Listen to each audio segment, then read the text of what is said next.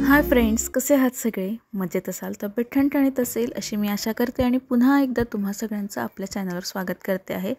तर मंडेला सुट्टी मारली होती, संडेची सुट्टी, तर देवदर्शनात गेली पण मंडेला सुट्टी मारली आणि असा काही सीन होता। सिलेंडर संडेला संपलं होतं, मग सकाळी सकाळी करणार काय, मेथीचा लाडू होता तो मी खाल्ला। निधीला देत होती, तिला खायचा नव्हता। त्याच्यानंतर 10 वाजता ते जे गॅस गोडाऊन असं ते ओपन होतं, डायरेक्टली आम्ही गोडाऊनमध्ये गेलो आणि तिथून सिलेंडर घेऊन आलो।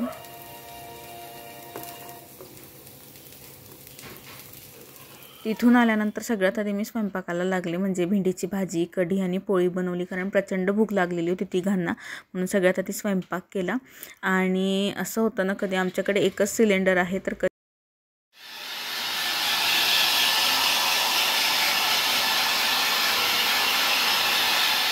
नेहमी गोडाऊनला जाऊन सिलेंडर आणतो। आता मागच्या वर्ष 1.5 वर्षापासून हीच रीत चाललेली आहे आमची। संध्याकाळी ना निधीचे हेअर वॉश राहिलेले होते, संडेला मी केले नाही कारण सकाळी सकाळी बाहेर जायचं होतं, सर्दी होऊन जाईल म्हणून। मग मंडेला घरी होतो तर छान हेअर ऑइलिंग करून संध्याकाळी तिचे हेअर वॉश केलं आणि सर्दी व्हायला नको म्हणून मी ड्रायरने तिचे जे हेअर्स आहेत ना ते ड्राय करायचा प्रयत्न करत होती। मी नेहमी असं करत नाही, हे मला वाटतं वर्षातनं एकदाच असं कधीतरी इमर्जन्सीच्या वेळेस होत असेल, नाहीतर मी तिच्या केसांना ड्रायर यूज नाही करत। त्याच्यानंतर ना मला हे माहीतच नाही, धक्काच बसला की माझं ट्रायपॉडचं स्टँड तुटलं। मी एकदम अशी घाईगडबडीत ट्रायपॉड घेतला आणि त्यात मोबाईल लावायला गेली, बघते तर तो मोबाईलचं स्टँडच तुटलेलं होतं। मला इतकं वाईट वाटलं की अरे मी आता शूट कसं करणार, मग आता काय करणार होती, त्याला चिटकवू पण शकत नव्हती कारण मोबाईल त्याच्यामध्ये होल्ड करायला ठेवायचा असतो आणि ते फेविक्विकने जरी चिटकलं तरी तेवढा असा विश्वास नाही ना ठेवू शकत, कारण ते कधीही तुटू शकतं। म्हणून म्हटलं तर काय करावं बघू, मला तर खूप वाईट वाटत होतं आणि काही सुचतही नव्हतं, कारण हे ऑनलाईन यायला वेळ लागतो, मार्केटला जायला वेळ नसतो, तर बघू आता काय करता येईल। त्यानंतर संध्याकाळी ना मस्त काहीतरी खायचं इच्छा होती चटपटीत, म्हणून म्हटलं की आलू पराठा बनवूया। खूप दिवस झाले मी बनवलेले नव्हते। माझ्या बाबतीत असं होतं ना की मला सगळे पदार्थ छानपैकी जमतात, पण एक आलू पराठाच आहे जो की सारखा फाटतो, नाही तर त्यातनं भाजी बाहेर येते, नाहीतर बारीक होत नाही, म्हणून मी खूप कमी बनवते। पण म्हटलं ह्यावेळेस प्रयत्न करू, तर ह्यावेळेसचे पराठे ना छान बनत होते आणि मस्त असे फुटबॉलसारखे फुगतही होते। तर मलाच असं वाटत होतं की येस फायनली छान बनलेत आणि मी निधीला टेस्ट करायला पण दिलं, तिला खूप आवडतात पराठे आणि हा पण पराठा तिला खूपच आवडला। हे सगळ्या ज्या क्लिप शूट केल्या आहेत ना तिनेच केल्या आहे, कारण आता ट्रायपॉड नसल्यामुळे ना तीच माझा ट्रायपॉड बनते बऱ्याचदा। तर मग तिला म्हटलं की बघ किती छान फुलतोय, तर तिने हे शूट घेतलं आणि खरंच खूप टेस्टी झालेले होते। मी कौतुक नाही करत स्वतःचं, पण असं काहीतरी जमलं ना आपल्याला फायनली की छान वाटतं की नाही ही पण गोष्ट आपल्याला आली, आणि जी गोष्ट येत नाही ना तर मग तेव्हा असं वाटतं की हे मला लवकरात लवकर जमलं पाहिजे। ॲटलिस्ट स्वयंपाकाच्या बाबतीत तरी माझं असंच आहे की आपल्याला ऑलमोस्ट सगळा स्वयंपाक यायला हवा। किचन वगैरे सगळं आवरून झालं आणि 9 वाजायला अजून 5 ते 10 मिनिट बाकी आहेत, म्हणून म्हटलं की चला छान मस्त अशी कढीपत्त्याची चटणी बनवून घेऊया। तर मी ब्लिंकिटवरनं जेव्हाही कढीपत्ता मागवते ना तेव्हा तो भरपूर येतो आणि मग एवढा कढीपत्ता तर यूजमध्ये येत नाही रोज रोज, मग तो वेस्ट होण्यापेक्षा ना मी असा उन्हात 2-3 दिवस सुकवून घेतला, त्याला कडक ऊन पडत होतं ना मागे, तेव्हा सुकवून ठेवला होता आणि आता या कढीपत्त्याची मस्त अशी चटणी करणार आहे। तो इतका छान कुरकुरीत सुकला आहे ना की हातातच तो असा चुरला जातोय। आता हा जो कढीपत्ता एवढ्या सगळ्याची तर मी नाही बनवणार आहे, हा असा कढीपत्ता तुम्ही भाजीत वगैरे देखील वापरू शकतात, प्लस तुम्ही तेल वगैरे बनवण्यासाठी सुद्धा याचा वापर करू शकतात, किंवा याची पावडर बनवून तुम्ही असं भाजीत वगैरे वरती जसं मोरिंगा पावडर टाकतो ना आपण तसंच करी लीव्ह पावडर सुद्धा टाकू शकतात। तर चटणी बनवण्यासाठी या ठिकाणी मी यातला थोडाच कढीपत्ता घेणार आहे, कारण ना फक्त मी एकटी खाते ही चटणी, बाकी निधीला अजूनपर्यंत दिलेली नाही आहे। मी खूप लहान होती ना तेव्हा माझ्या वहिनीने एकदा बनवून आणली होती गुजरातवरनं, तेव्हाचीच टेस्ट केलेली आहे, पण याचे बेनिफिट्स खूप सारे आहेत। आपल्या हेअर्ससाठी जास्त हे गुणकारी आहे, शरीरासाठी सुद्धा गुणकारी आहे, म्हणून अशीच अधूनमधून ही चटणी खाल्ली पाहिजे। तर हा कढीपत्ता घेतला, त्याच्यानंतर ना त्याच्यामध्ये हे चिली फ्लेक्स टाकायचं, म्हणजे तुमच्याकडे तिखट असेल तर उत्तम। आता ही मीडियम आहे, मी डीमार्टमधनं आणलेली होती, तर एवढीच मी टाकते याच्यामध्ये। त्याच्यानंतर ह्या करी लीव्स टाकायच्या, तुम्हाला लसूण टाकायचा असला तर टाकायचा, नाहीतर लसूण ऑप्शनल आहे। मला लसूण जास्त आवडत नाही, चव येते तरी मला आवडत नाही, म्हणून मी याच्यामध्ये फक्त चिली फ्लेक्स आणि ही जी कढीपत्त्याची पानं आहे ते टाकते आणि दळून घेते। दळून घेतल्यानंतर असं पावडर फॉर्ममध्ये झालेलं असतं. ही चटणी ना मला भरपूर दिवसांपासून बनवायची होती, पण फायनली आज मुहूर्त लागलेला होता.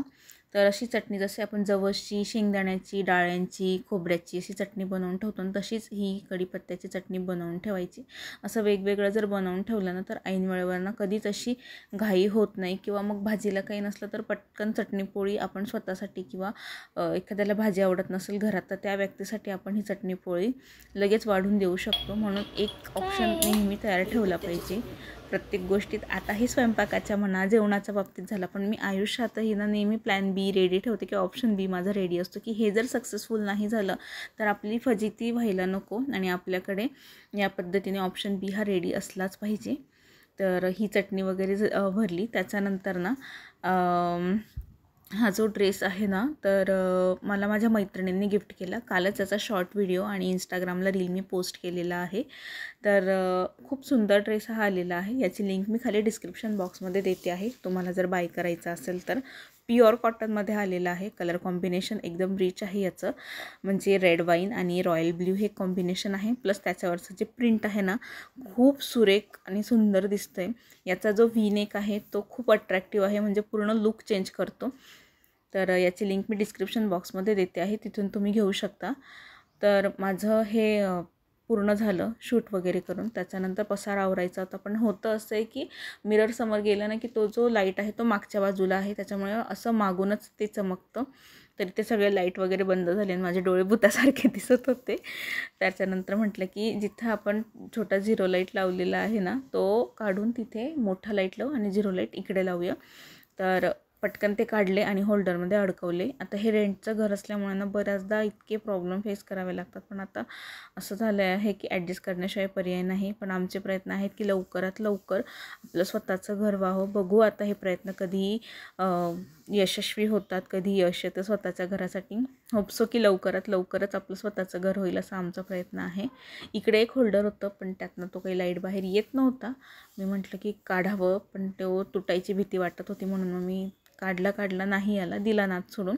आणि जिथे तो लाईट होता ना तिथेच परत लावून दिला. ॲक्च्युली तिथेच मला मेन लाईट लावायचा होता माझा, पण तिथे तो काही लागत नाही आहे, म्हणून मी नाद सोडून दिला. पण तरी एक शेवटचा प्रयत्न म्हणून ट्राय करत होती, पण ते काही निघतच नाही. म्हणून म्हटलं निधीला की जाऊ दे, आपण ह्याच बाजूला लावूया. आणि ही सगळी कामं ना संध्याकाळीच मला जमतात. बरं, आता अशी काम म्हणजे आता आम्ही घरात 3च लोक असतो, त्यांचाही कंटिन्यू जॉब असतो, त्याच्यामुळे भरपूर कामं आहेत ती मी करून घ्यायचा प्रयत्न करते. शूट वगैरे झालं, लाईटही चेंज केला आणि आता गरम प्रचंड व्हायला लागले परत इकडे जळगावमध्ये. तुमच्याकडे थंडी आहे की गरम होतंय सांगा बरं नक्की कमेंट करून. आत्ता संध्याकाळी 6 वाजण्यात आलेले आहे, 5:30 पावणे 6 झालेले आहेत, 6 वाजलेत बहुतेक. तर म्हटलं की चला स्वयंपाकाला लागू. आधी हा जो पसारा काढलेला आहे ना बेडवर कपड्यांचा तो आवरून घेते आणि मग बोलते तुमच्याशी. नाचण्यासाठी आणि आनंदी होण्यासाठी आपल्याला छोटंसं कारण पुरेसं असतं, हे मी नेहमी म्हणते. तसंच आता बघा, दुसऱ्याच्या घरी लग्न आहे आणि ते नाही का बेगानी शादी में अब्दुल्ला दिवाना, अगदी तसंच DJ तिकडे वाजत होता हळदीचा आणि इकडे मला असे पाय थिरकायला होत होते. असं वाटत होतं खूप छान नाचावं, जसं लग्नात नाचतो तसं. त्याला कारण असं की मी मागचे 2-3 वर्ष झाली अशी हळदीचा डान्स वगैरे अटेंड केलेला नाही आहे. बँड बंद झाला आणि मला तुमच्याशी बोलायचं होतं आज, फेस टू फेस भरपूर दिवसानंतर बोलायचं आहे. ॲक्च्युली गोष्टच तशी झालेली आहे. कधी कधी ना खूप डिमोटिवेट झाल्यासारखं होत असतं आपल्याला पण ना काय होतं, देवाकू काळजी रे, हे जेव्हा असं डोक्यात हे होतं ना देवाकू काळजी रे, त्याच क्षणी कुणीतरी येतं असं आणि एकदम छान कमेंट करून देतं किंवा असं खूप आपल्याला असं ॲप्रिशिएट करून जातं. मग तेव्हा आपल्याला वाटायला लागतं की नाही, मागे हटायचं नाही, आपल्याला करायचंच आहे. तसंच संडेच्या दिवशी मला सकाळी मला वाटतं 6 वाजेच्या आसपास मला कमेंट आलेली होती, व्हॉट्सॲपला होती. अगदी 2 महिन्यांपूर्वी मी त्या व्यक्तीला भेटलेली आहे आणि त्यांनी मला आत्ता कमेंट केली. तर ना स्क्रीनशॉट मी अटॅच करते आहे. त्या व्यक्तीचं नाव मी शो नाही करू शकत बिकॉज त्या फ्रेंडली नाही आहेत सोशल मीडियासाठी, सो मी त्यांचं नाव नाही इथे देत. बट त्यांनी असं की म्हणजे 2 महिन्यांपूर्वी भेटलेल्या व्यक्तीला माझं टॅलेंट दिसलं, हे मला असं झाडावर चढवल्यासारखं वाटलं आधी. पण खरंच विचार केला ना की कुठेतरी आपण स्वतःला कमी लेखायला लागतो की नाही माझ्यात आहे की नाही माहीत नाही, पण जेव्हा समोरच्या आपल्याला ॲप्रिशिएट करतात ना तेव्हा कळतं की नाही आपल्यामध्ये गट्स आहेत. ते जर समोरच्याला दिसत आहेत तर आपल्याला का नाही दिसत, आपल्याला पण दिसणं खूप जास्त गरजेचं आहे. जेव्हा आपण स्वतःतलं पोटेन्शियल ओळखतो, स्वतःतलं टॅलेंट, स्वतःतले गट्स ओळखून ते आपण इम्प्लिमेंट करतो ना, तेव्हा आपल्याला बेस्ट अचिव्हमेंट मिळतात, आपल्याला जे हवं असतं ते मिळतं. आणि हल्ली म्हणजे आत्ता जर बघायला गेलं ना तर मी असं म्हणाल ना की दिसतंय की काहीच नाही मिळते, पण एक सॅटिस्फॅक्शन मला खूप मिळतं आहे की नाही काहीतरी नसण्यापेक्षा माझ्याकडे ना खूप काही आहे. जर एक बाजू बघितली ना काहीच नाही आहे, अगदी म्हणजे निराशा आहे, डिप्रेशनमध्ये जाऊ शकते असे चान्सेस आहेत. पण जर दुसरी बाजू बघितली तर इतकं काही आहे ना की जे मिळवण्यासाठी खूप लोक तरसतात, किंवा खूप लोकांना असं वाटतं की यार तिची लाईफ किती छान आहे किंवा तिचं सगळं किती बॅलन्स्ड आहे लाईफ. तर ॲक्च्युली तशी नाही आहे. पण मी मानलं आहे की जे आहे ना त्यात सॅटिस्फाईड राहू, सुखी राहू, हॅप्पी राहू, आणि हेच मला ह्या व्हिडिओतनं तुम्हाला दाखवायचं आहे. खूप मेहनत लागते आहे, कधी कधी चिडचिड होते, डिमोटिवेट होतं आहे, बट ट्रॅक सोडायचा नाही आहे. आता जो ट्रॅक पकडला आहे त्याच्यावर चालायचं आहे, म्हणजे 100% चालायचं आहे. ते तुमच्यासोबत मी पुढे शेअर करेलच कसं, आणि जास्तीत जास्त मोटिवेशन, पॉझिटिव्हिटी मी माझ्या या व्हिडिओजमधनं तुमच्यापर्यंत नक्की देणार आहे, जेणेकरून तुम्ही पण स्वतः मोटिवेट व्हाल, तुमचा आयुष्याकडे बघण्याचा दृष्टिकोन बदलेल आणि तुम्ही पण एक हॅपीली आयुष्य जगू शकाल.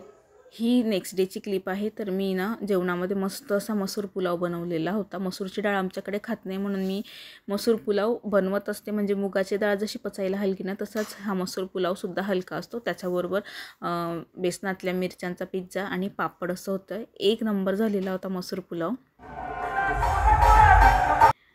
आत्ता हे घरासमोरच लग्न होतं, माझी सेम डे रेकॉर्डिंग झाली नाही, म्हणून आजचा जो व्हिडिओ आहे तो तुम्हाला लेट मिळतो आहे. नाही तर 3 वाजता तुमच्यापर्यंत व्हिडिओ येऊन गेलेला असतो. पण मी दुसऱ्या दिवशी घरी आली, रेकॉर्डिंग केलेली, आणि मग 5 वाजेपर्यंत तुमच्यापर्यंत हा व्हिडिओ मी पोहोचवते आहे. असे खूप सारे ॲडजस्टमेंट कराव्या लागतात. म्हणजे एकदम शांतता, म्हणजे या घरात आल्यापासून शांतताच नाही आहे आमच्याकडे. आता रात्रीचे 10 वाजलेले आहेत, तरी पण इकडे गोंधळ सुरूच होता. म्हणून म्हटलं की चला आता व्हिडिओ संपवूया, काही खरं नाही आहे, रेकॉर्डिंग होणार नाही. तर बस आजचा व्हिडिओ इथेच संपवते आहे. आशा करते तुम्हाला आजचा व्हिडिओ आवडला असेल. जर व्हिडिओ आवडला असेल तर व्हिडिओला लाईक करा, कमेंट करा, शेअर करा, आणि चॅनलवर पहिल्यांदा असाल तर आठवणीने चॅनल सबस्क्राईब करा. बाय.